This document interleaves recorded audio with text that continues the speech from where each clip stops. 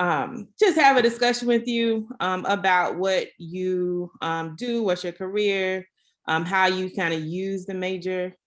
Is it recording? Yep, it's recording.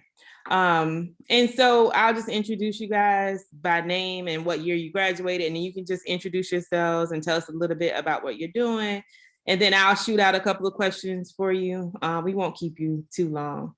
So we do have Talithia Edwards, who graduated in 2006. Thank you for joining us. And we also have Harold Anderson, 2013. Is that right? Or 14? Based on what you said. So 2014. I wear it proudly now, 14. It was supposed to be 13. It was supposed to be 13. So we'll let you introduce yourselves, and then I'll throw out a question for you to answer. Sure. Hello, everyone. I'm Talithia Edwards, as she said. Graduated from the English department in 2006. So you all, I remember Dr. Young never had her class as a student, but I stayed in Tallahassee. I married a man. We have 9 children and proud of raising them. 3 over from our illustrious university. So I'm very proud of that. For right directly after college, like I said, I got married and I was a stay-at-home mom for a while. But what I do now, I'm a grassroots advocate and leader in Tallahassee, actually doing lots of things in the early education sphere, advocating for communities. I serve as the president of the Bond Neighborhood Association, as the founder and president, right directly behind FAMU. Created a neighborhood sector plan. We were awarded $6.4 million that we're currently working on implementation. I am a doula and owner of the Flower Pot Doula and Vaginal Services, and I'm executive director of my own nonprofit, the Hand Up Project, which is an anti-poverty project, anti-poverty organization that serves communities statewide. And so I'm excited to be here to talk. I'm doing a lot of things outside of what I thought I would be doing as an English major, but it's been wonderful. Thank you for coming. Okay, my name is Harold Anderson. I'm a fall 2014 graduate of Florida A&M University, out of the English department. Right now, I am the worship and arts pastor at Abyssinia Baptist Church. I'm also the enrichment director for the Black Male College Explorers program there at Edward Waters College. On top of that, I'm also the program director for the after-school program at Abyssinia Missionary Baptist Church.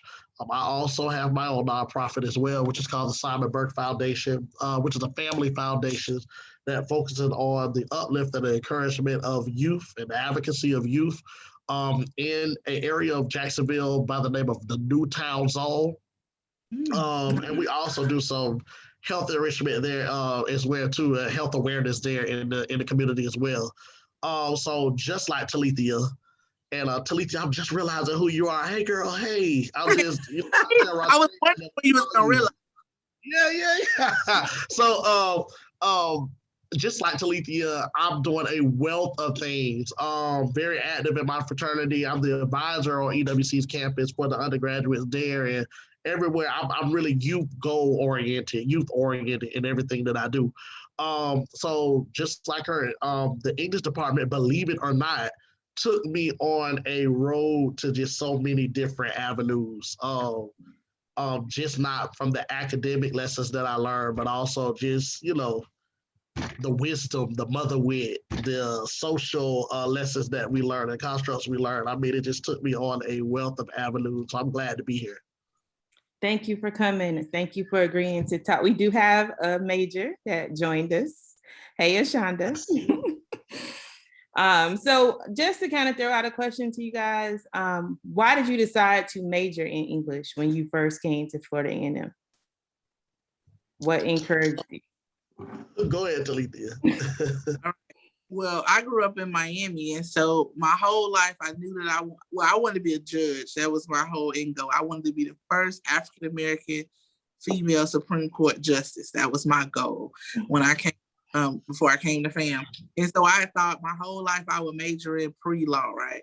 And I had met an English major. I can't remember what school they were from, but had talked with me knowing I wanted to be a lawyer, and said, listen, you need to major in English because English is going to help you be more analytical, right? And it's going to help with your writing skills because law is a lot of brief and analyzing law or whatever. And so I knew from I got there that I would be an English major. I'm happy I stuck with it because some of the teachers made me feel like, I don't know if I can write. Like I thought I could write. I didn't know. So, but that's how I actually started on the journey, and I actually fell in love with the classics.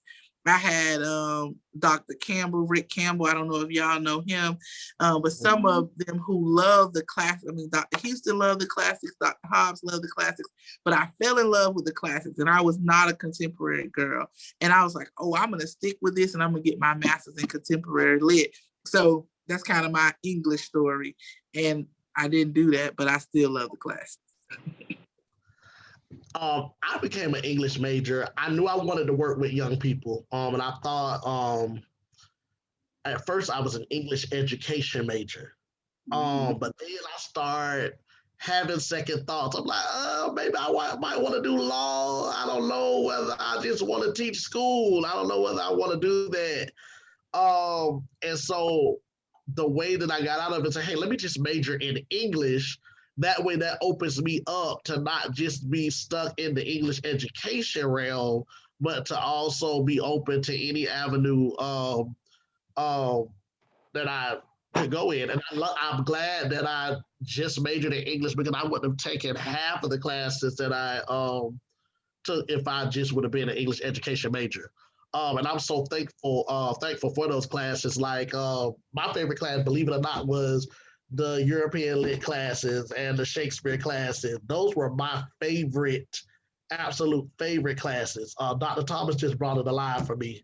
I enjoyed Dr. Hobbs too the first time, but Dr. Thomas was my absolute favorite. I mean, someone who can sit there and just flip through her notes and she'll just look at one word and she'll go on a tangent for about 15 or 20 minutes. She knew it backwards and forward.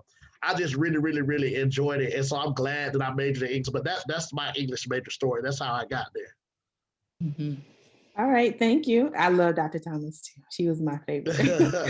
And so since you didn't necessarily go down the path you thought you were going when you decided to major in English, what particular skills would you say you kind of use and it transfer over into your community work that you're doing? Because it seems like it's a lot of intersections between you two in terms of community service, outreach, working with kids, also starting your own nonprofits. Yeah. Any skills that transfer over? Go ahead, Harold. I'm sorry. I think one thing is, I always say this, is literature is the vehicle to understanding our world, right? And that's one thing I learned there in the English department. Like, one thing I remember in Dr. Dawson's class, reading The Bluest Eye and reading The Black and the Berry and reading all these things that helped us understand some of the social constructs that we have in the African-American community and abroad as well. Literature helped me be an analyzer, right? To be able to look at the world in a different viewpoint, right? And to get excited about putting my hands in it and making a change, right? And moving in different directions. So that's kind of like the social and psychological impact that it put on me, right? That it made on me. But the tangible impact that it made on me, for my nonprofit and for others' nonprofits, I write RFPs, which are essentially like grants as well, which is language, right? We understand that if you graduate, if you've ever been in Dr. Cohen's advanced grammar class, you should understand. You should, one thing, and if you've ever been to Dr. McCrae's advanced composition class, you should know how to write. You should come out understanding grammar and understanding language. And essentially, that's what it's all about. Even though I didn't go to law school, I still deal with grants and RFPs every day. And I also have to understand different grants and RFPs that I work with, that I'm awarded with on a federal level as well, that I haven't written myself. So I think in a more technical way, English has helped me that way. But in the analytical sense, it's helped me be a stronger teacher for my students, because I did teach for a while. I was a stronger teacher in the school system because I had teachers and professors like I had there at Florida A&M. So I think it still impacts me every day. I can't go to the movie theaters without analyzing a movie from beginning to end just because of how I was taught there. I mean, seriously, I believe love like, did you see that? Did you see the construct? Like, what's going on here? And I'm analyzing, I'm talking to people, and they're like, you digging too deep. It's too deep. You're too deep. But it has impacted me in several different ways. So that's my spiel. Yeah, Harold, you hit on a lot of the points. I think that when I think about the skills that I actually learned is learning to recognize tone and voice and all of those things. So I do a lot of public speaking, a lot of TV interviews and things like that. And so when you're leading people, you got to know what tone, what words you're trying to send forth, what message, how do you construct your words, or what do you pull from the literature that we have read in the vast amount of pieces we've read. How do we pull from those pieces to inspire or to invoke change or to get our government to do something? Those are the ways that I've used a lot of the skills I've learned. The analytical skills, I think, are the biggest thing. I feel not have as many, I would not be as analytical as I am had I not been an English major.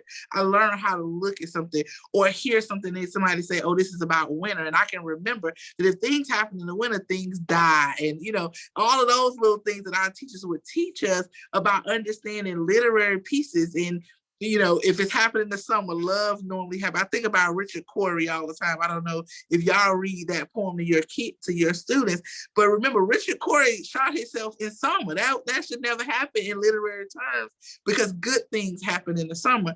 And so I'm always thinking about that as I'm putting things together, when I'm writing, articles, when I'm speaking in front of people, taking those pieces of literature and the advocacy that we've read, right? When we read some of the pieces that were constructed in the civil rights era, and now I feel like we're living back in a new civil rights era, right? And remembering how they use the pen to actually create change. Like, we got social media, but words, we write those things on our posts, right? So how do we use the pen today in order to create the same thing? And also feeling a responsibility to leave something to the next generation. So we've become very digital.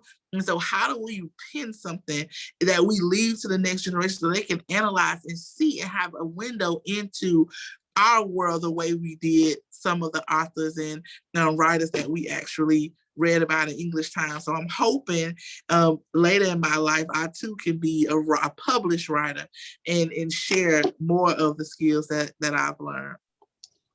Most definitely.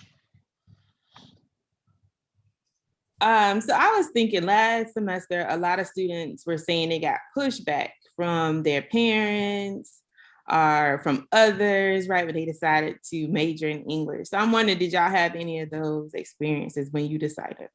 And if so, how did you kind of navigate it?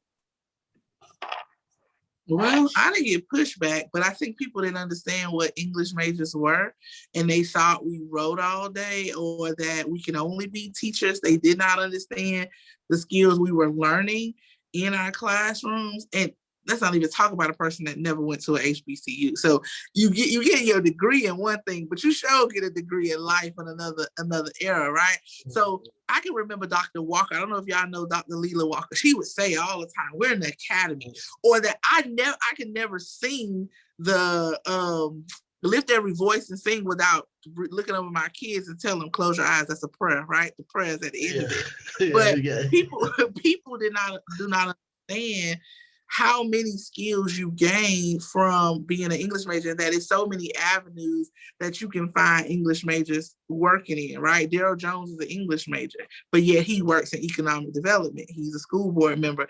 And so there's many of us who have not taught. And again, I didn't get pushback from my family because I'm the first generation college student. They were just happy that I was in college, and I was doing something with myself. And so, yeah, I didn't deal with that, but I did have people say, well, what can you do with that degree? I can do a lot with that degree. Just take a survey of all of us doing wonderful things across this country who have English degrees. At first, I got a little pushback, just a little bit. But it wasn't negative. It was just kind of like, well, what can you do with that degree? You know, are you sure that's something? Because our parents come from an era of you do something practical. Medical field. That's going to always be something to do with the medical field. You do that. Oh, business. You need to go into business. Definitely do that and get you a nice 401k in the business. All that kind of stuff like that. So I got a little pushback, but when I explained to my mom what I was learning and how I was learning and the things I was gaining from my professors, and I think she kind of settled in a little bit. It was like, hey, I trust you. You do what you think is best for your future. But now when things happen, like when I wrote my first RFP, and my first RFP, get this, was like for $500,000. And to be just writing a grant out the door. And she's like, oh my God, baby, you did such an awesome job. I say that English degree. That's that, right?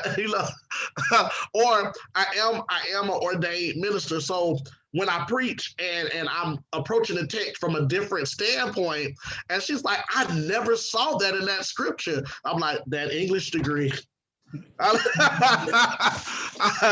I just kind of say those things to her because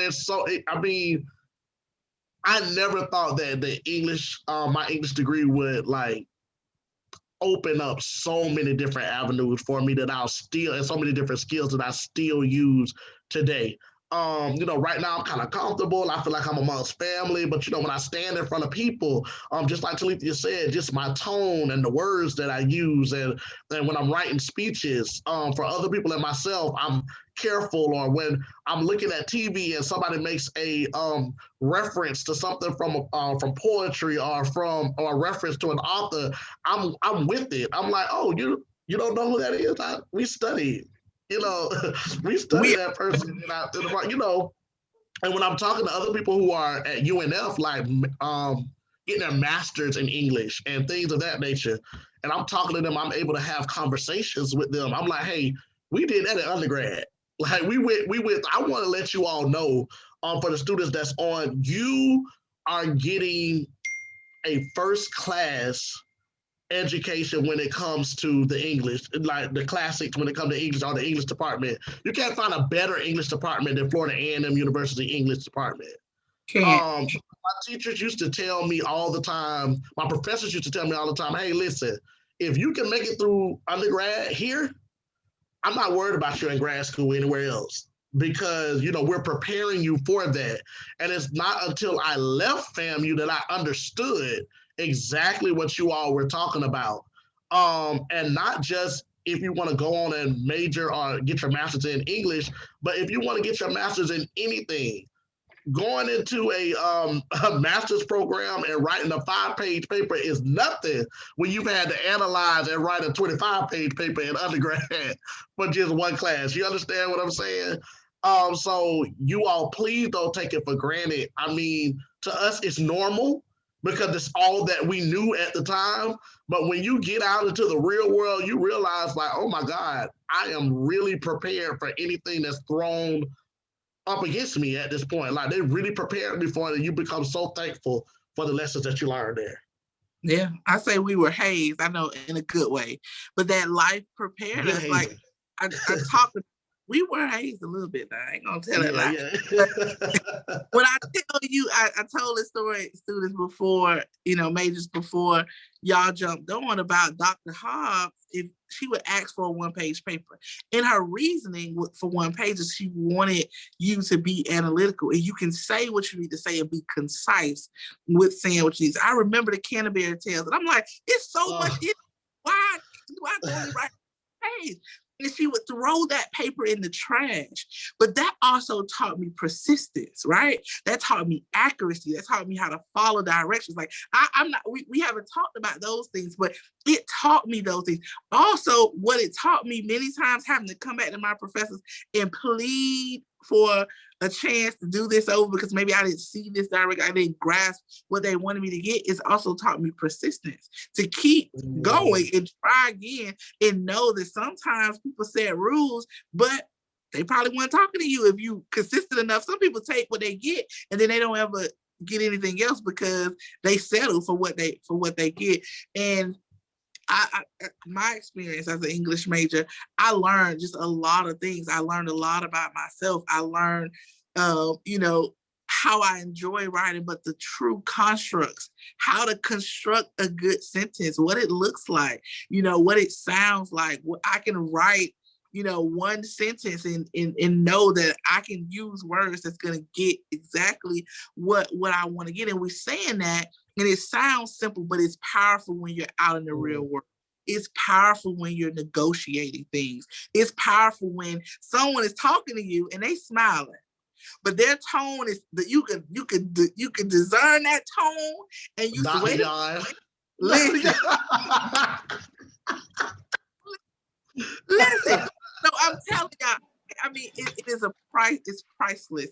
The experience with the major, I know we're talking about working in our fields, but the experience, none of us, if you were ever here, any of us who are graduates, none of us talk about FAMU without talking about the experience, because our professors there take seriously who we are to be when we enter the world, right? So they are giving us those nuggets along with the skills we need to acquire jobs and to work professionally. So listen and take heed, and you are in the best protected bubble. I'm at FSU as a student in the urban planning department right now, and listen, they got a lot of books that they reading, but it's no love. It's just like, listen, we reading a whole bunch of books, and the teachers are brilliant, but they don't care about what's going on in your regular life. They're not sharing their experience of how they got where they are. They want you to figure it out. So it's priceless. Note that.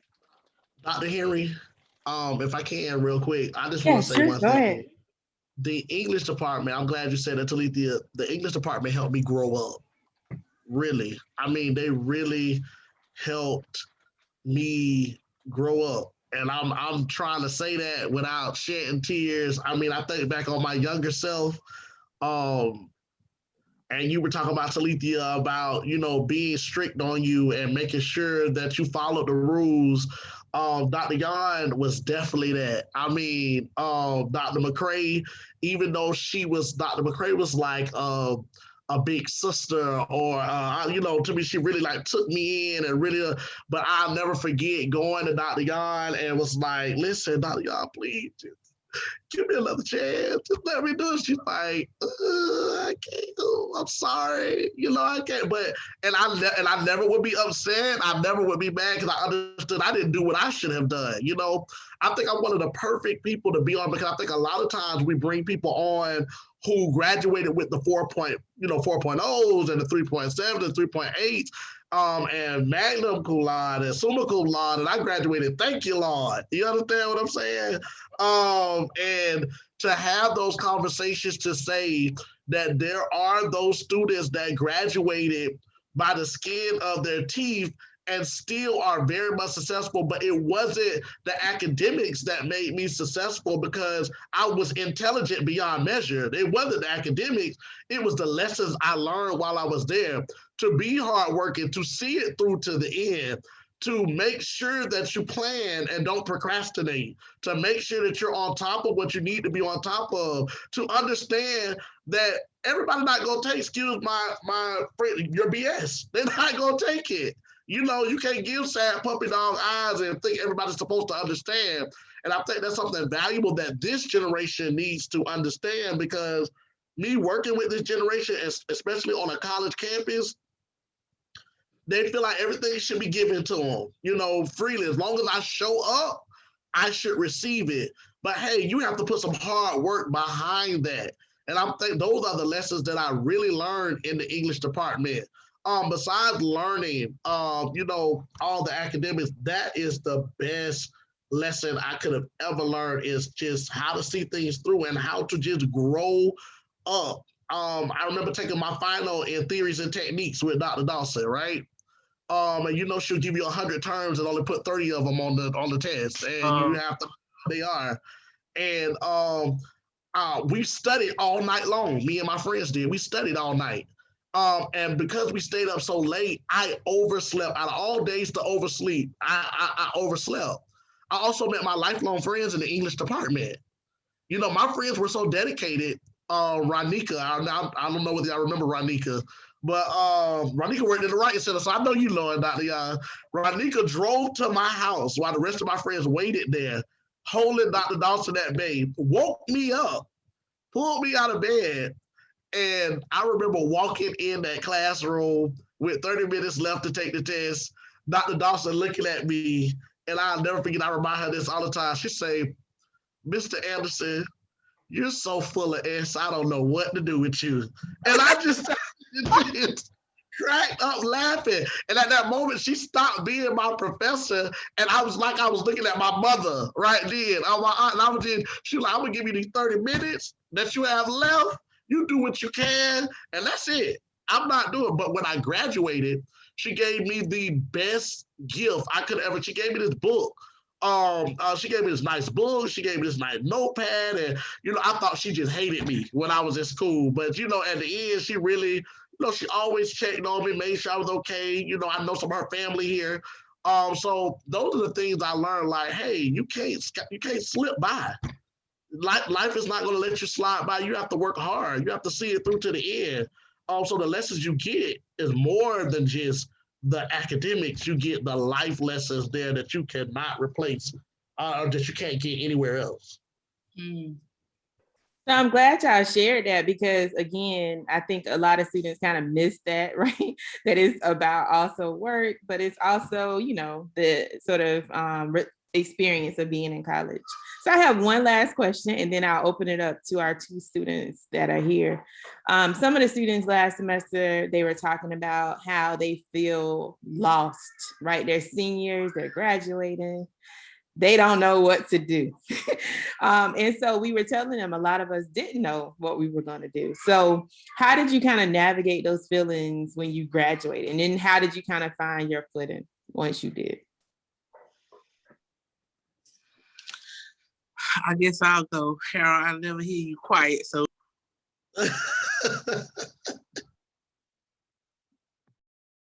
You muted yourself, Talithia. I'm sorry. For me, true story, I graduated I got married on Thursday. I graduated on Friday. And I was already accepted into the master's program at FAMU. And I was pregnant, and I was thinking, like, what am I going to do? How am I going to do this? And my husband had said to me at the time, he was also wanting to go back and get his master's degree because he was teaching. And he had said, well, why don't you wait a little while, not go directly into school, have the baby, stay at home with the kids, and then get your master's. Did not imagine we would have 7 children kind of back to back. I said 9, I took in 2. I had a baby dropped on my doorstep in 2019 and took the brother in 2020. So that's how we get to 9. But we had 7 of our own children. And I felt lost for a while. And I'm saying this because I it's all about life lessons. So for a while, I felt like I went to college, I had graduated, and I did not see the value in where I was as a mother, or even how connected I could have stayed to the university, because I bought a house literally 3 streets away. And so fast forward to one of my best life friends is Rondrea Mathis. We've been friends since elementary school, but we also went to high school and college together, and we're still friends. But she was on campus because she dropped out, while we all were in school, because she had planned to be a manager at McDonald's forever. And she will tell this her own story. And so she dropped out while we were in college. So she decided after all of us had graduated to go back to school. And so she was at FAM, and she was being serious now. And she was in SGA and doing a lot of stuff. But she came up with this letter to my FAMU self, where we all wrote letters to our FAMU self, and it kind of brought me back into the fold of reuniting with alumni or whatever. And so that was my moment where I said, FAM taught me so much more than just to sit at home and be unengaged, right? So how do I begin to use, I'm a mother, I can't change that. How do I begin to engage in this community that I love, with this school that I went to that I love, and give back all that has been given to me, not just in my household, but outside. And so that's where my story began. And I started volunteering and serving on boards. And I would actually even come back to some English classes with Dr. Thomas and Dr. Dawson from time to time. And we would have discussions, whether, depending on what they were talking about, we would have discussions. And that is where the spark and inside of myself said, hey, all right, this is what we do. FAMU alumni light the whole world up, no matter what life circumstances are. So that sounds like a real flowery story, but it's so many layers if I had time to tell it. So I'm telling that because I don't want you to be discouraged about not knowing what next steps are. Like, life will happen and you will navigate life, and you will meet people, and you will connect with your major mates, and you will eventually find where your path is and where you're supposed to go. And you have to trust that you've been given everything you need to end up where you're supposed to be. Talithia, that was good. Listen, I want to tell you this, like, you're supposed to feel kind of lost in your senior year. It sounds crazy but yesterday is the past, it's history. Tomorrow is the future, it's a mystery. But today is the gift. The present is the gift. That's why it's called the present, right? It's the gift. And so you have to live in today. Like Talithia said, life is going to happen. And as life happens, you just have to continue to trust. I choose to trust in God, but you have to trust in your higher power and trust in and have faith in that. And have faith that tomorrow will unfold for itself as long as you work hard today. When I graduated, my story was, like I said, a week before my graduation date, I found out my dad had stage 4 prostate cancer, and they told him he had 2 months to live. They told him he had 2 months to live. So I walked on Saturday, went home on Monday for a 16-hour surgery he had. The next Saturday, I came and packed my apartment up, and I cried all the way out of Tallahassee, Florida, because I had a job waiting on me there at Florida A&M. I had a job waiting on me at Florida A&M University in the Joint Operations Department, right? And so I wanted to stay there and get my master's and keep on pushing and keep on working. And here it is, I'm almost feeling like I'm forced to move back to Jacksonville. And can I be honest with you, I was depressed when I went back home. When I first went back home, my dad is sick. I'm 25 years old. I didn't really want to be there. I didn't really get my degree like that, so I'm really lost now. How am I going to leave my sick dad, because I'm his only child? How am I going to leave him here? How am I going to finish up my degree? Like, I'm trying everything, and I'm really lost at this point. I go back in 2014, and just like Rondrea Talithia, I was dead serious when I went back in fall 2014. I think I got all A's and 1 B. That semester. I went back with a different attitude because I had to grow up, right? Yeah. And I still was. So then right after that, I went into teaching. Okay, I'm going to work with young people. I'm going to teach. That's what I'm going to do. And I'm excited about that. Went into teaching, was a great teacher, was highly effective in teaching, but I didn't like the system. I felt like the system was failing our students. It really wasn't doing what the students need. I'm teaching 11th grade, and my students are coming to me not being able to read. Somebody failed them from kindergarten through 10th grade. And now you want me to work a miracle in the 11th grade and teach them how to read and just pass them forward and, and different things like that, just things I didn't agree with. So I left there, went to be a program director. Love that. Life took me on to be a worship and arts pastor. I love that. But I still felt like, what's next for me? Oh, let's go back to the first love, higher education. I knew I wanted to work in higher education. It took me 7 years. Oh, 7 is the number of completion.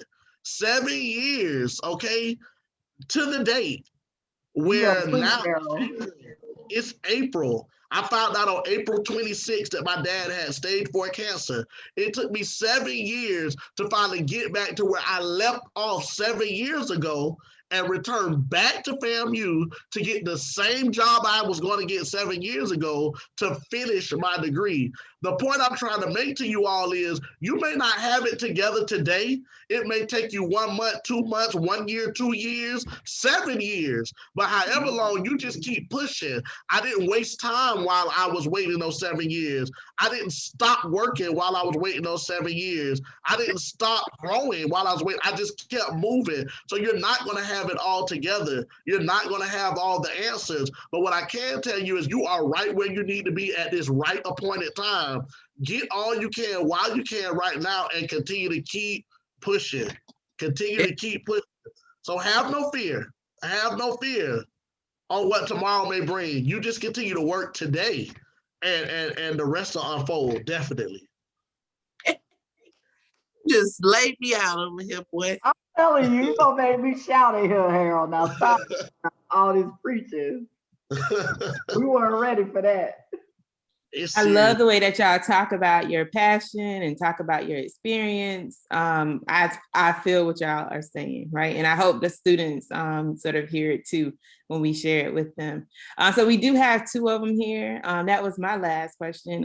See if any of them have any questions for you, or if any other faculty that's here that have a question that I didn't think of. And then we'll try to close out by 7:30. And I know Ashonda is probably at work, so you can put your question in the chat, Ashonda, if you have any. I see Miss Adams is here as well. Y'all have any questions for our guests? I don't have any question in particular. I just wanted to say thank you to you all for having this discussion and being that open. I am in my senior year, graduating next fall, so this was a very useful conversation, and I wish more students were here to kind of hear what you had to say, because it really helped me out. No problem. Glad to be here. My pleasure. Thank you for having us. Any other questions from the faculty that I didn't think of? Shonda says her question was answered. Thank you for the great information. Dr. Harry, I wanted to share, I have taught the living, learning, something that the education department does, but they do it for their freshmen. Maybe this is also a really great platform to introduce the freshman English majors to.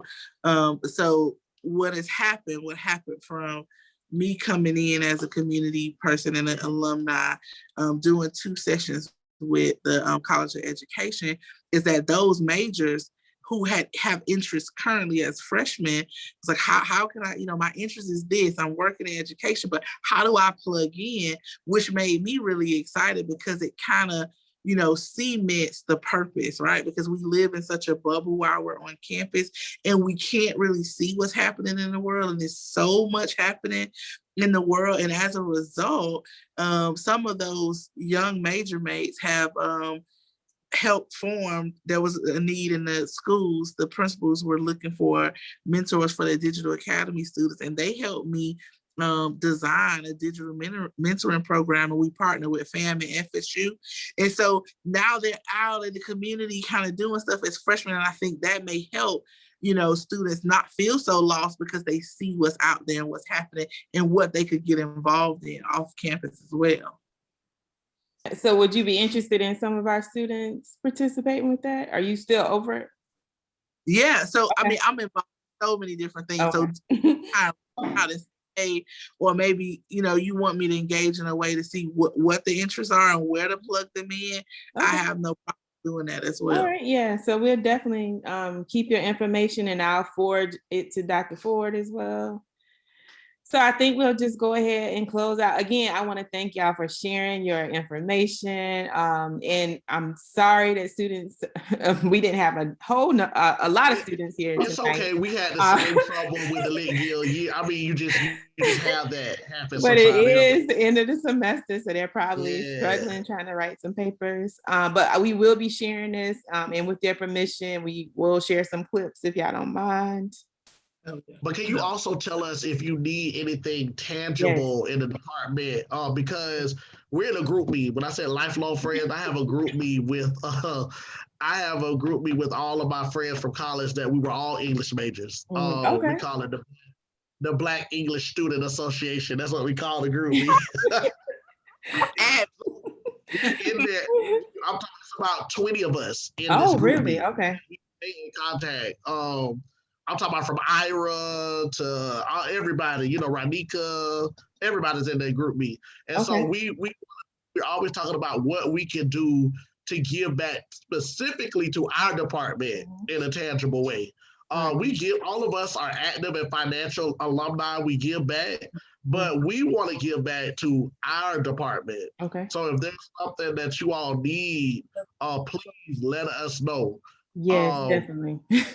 Because you can contact me, and like I said, I'll be right there on campus in the fall. Y'all get with me. So we really want to know what we can do to help. Okay, yeah, we're trying to increase the amount of alumni that has a connection back to the department. So yeah, thank you. We would definitely keep your information.